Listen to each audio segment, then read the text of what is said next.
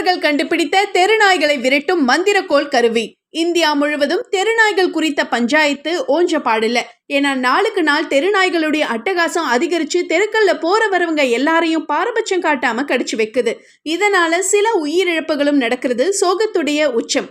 குறிப்பா டெல்லியில தெருநாய்கள் கடிச்சதுல 6 வயசு சிறுமி உயிரிழந்த சம்பவத்தை தொடர்ந்து தெருநாய்கள் விவகாரம் சுப்ரீம் கோர்ட் வரைக்கும் போயிடுச்சு.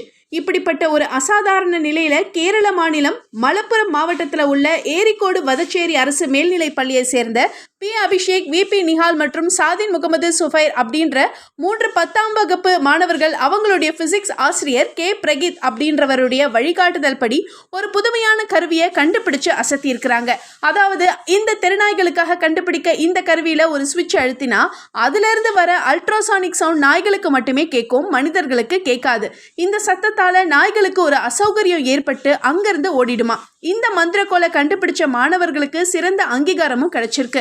மேலும் இந்த கண்டுபிடிப்பை வணிகமயமாக்க 50,000 ரூபாய் பரிசும் வழங்கப்பட்டிருக்கு. சந்தைப்படுத்தவும் மாணவர்களுக்கு உரிய பயிற்சியையும் கொடுக்கப்பட்டிருக்கு. இதை தெரிஞ்சுக்கிட்ட பொதுமக்கள் சீக்கிரமா அந்த கருவியை பழக்கத்துக்கு கொண்டு வாங்க, வீட்டில் எத்தனை பேர் இருக்காங்களோ அத்தனை பேருக்கும் ஒவ்வொன்று வாங்கி வச்சுக்கலான்னு கமெண்ட் பண்ண ஆரம்பிச்சிட்டாங்க.